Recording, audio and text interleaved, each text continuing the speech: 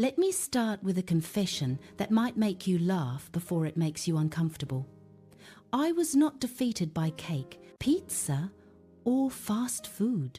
I was defeated by stairs. Yes, stairs.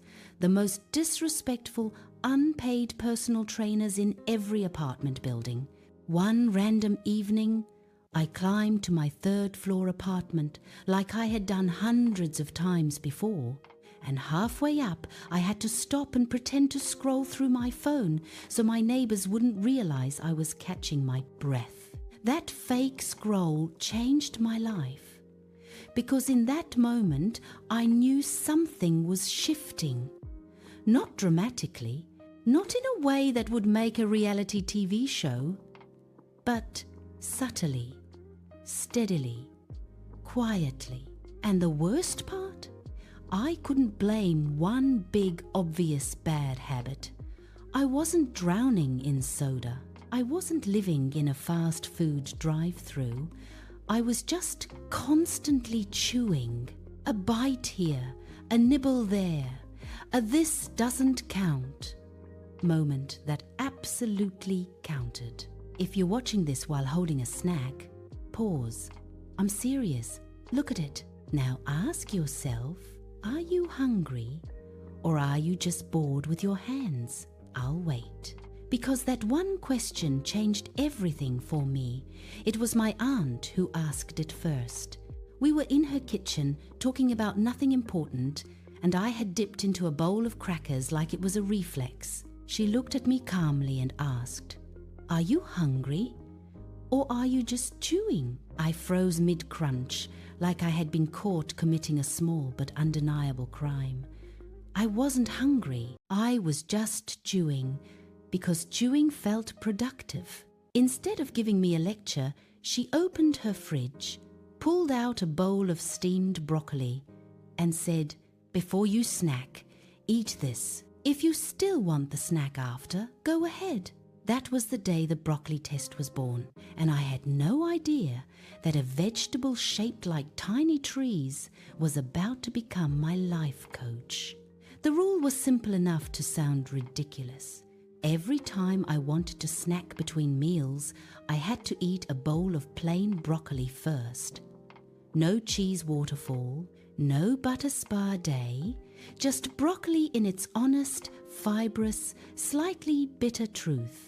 If I still wanted the cookie, chips, cereal, or whatever had whispered my name from the cupboard, I could have it. There was no ban, no dramatic never again, just a checkpoint. The first night I tried it, I wanted cereal at exactly 9:47 p.m.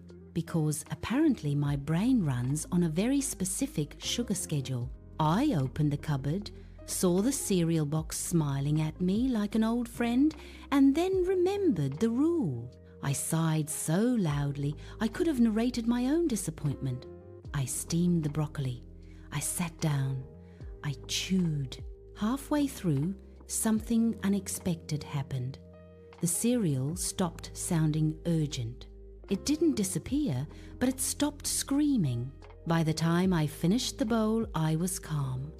Not stuffed, not deprived, just steady. Now, let me check on you again. If you had to eat broccoli before every snack for the next week, how many snacks would survive that requirement? Be honest. If your favorite snack can't survive mild inconvenience, was it really hunger, or was it habit dressed up as hunger? That realization hit me slowly. I began noticing that most of my eating wasn't about nourishment. It was about transition. Finishing a task, snack.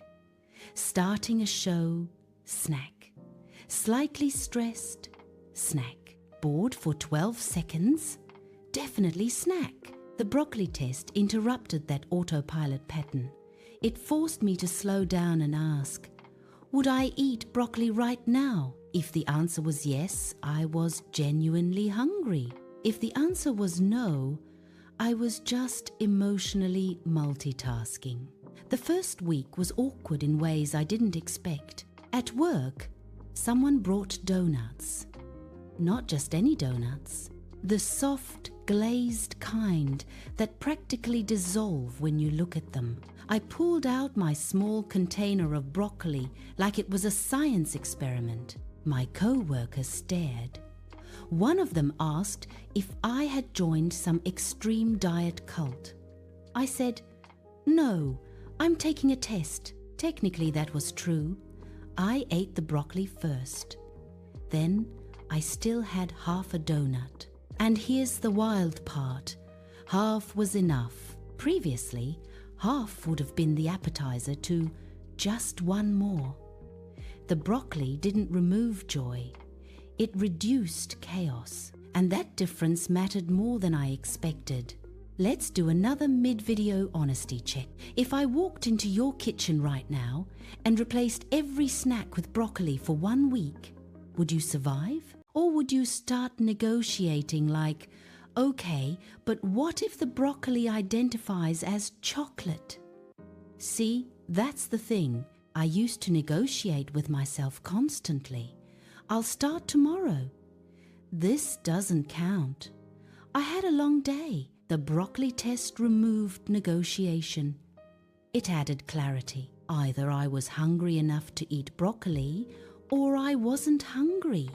There was no courtroom drama in my head anymore. As the weeks passed, the changes were subtle but undeniable.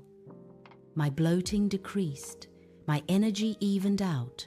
The stares stopped feeling like a public humiliation ritual. But the biggest shift wasn't physical, it was mental. I began to understand my triggers. Watching TV automatically activated snack mode. Answering stressful emails triggered fridge visits.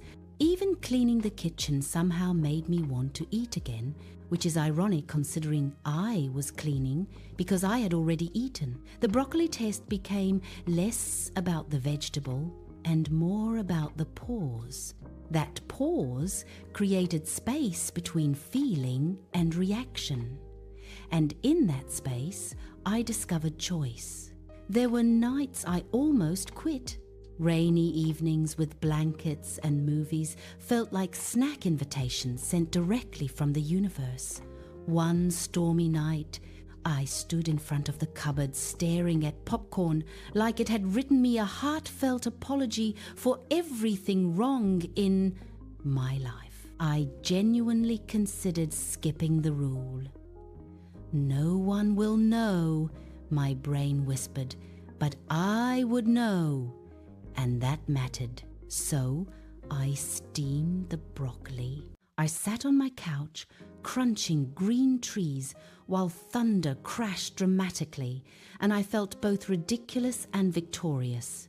Afterward, I made a small bowl of popcorn instead of the entire bag. That was the moment I realized something powerful. I didn't need to eliminate pleasure. I needed to moderate impulse. Over time, I noticed another change. My taste buds shifted. Foods that once tasted amazing began to feel overly salty or heavy. When you regularly eat something simple and natural, your palate recalibrates. It's like turning down background noise so you can hear clearly again. I wasn't forcing myself to eat less. I simply didn't crave as much excess. Even my sleep improved because I stopped going to bed stuffed from late-night grazing. I woke up lighter, both physically and mentally. The broccoli test quietly improved parts of my life I hadn't even connected to food. Now here's where it gets interesting. About 6 months in, the scale stopped moving. Old me would have panicked. New me paused. I revisited my habits and noticed I had started taking slightly larger dinner portions because I felt disciplined earlier in the day. Sneaky, right? I adjusted the test. Before second servings, I asked the same question. Would I eat broccoli right now? If the answer was no, I stopped. Not angrily, not dramatically, just calmly. That adjustment restarted my progress. The lesson was clear. Awareness isn't a one-time achievement. It's a daily practice. Let me ask you something directly. What is your broccoli? It doesn't have to be a vegetable. It can be any simple, honest checkpoint that forces you to slow down. Because that's what changed me. Not a gym membership, not a dramatic detox, not a viral 3-0-day shred challenge. Just a bowl of green trees asking me an uncomfortable question. Are you hungry? Or are you just chewing?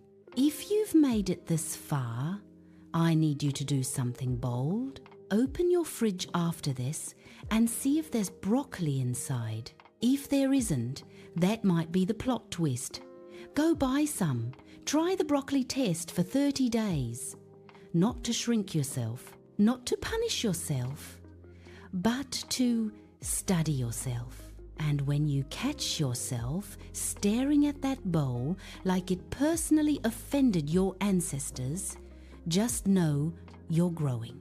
If this story made you think, smile, or slowly side-eye your snack choices, hit like. Drop a comment telling me the one snack that has you in a chokehold. Subscribe if you want more brutally honest, slightly funny reality checks disguised as vegetables and fruits. Because if broccoli can humble me, imagine what Discipline can do for you. And remember, it's not a diet, it's a detective. And that detective is waiting in your fridge or the fruit store right now.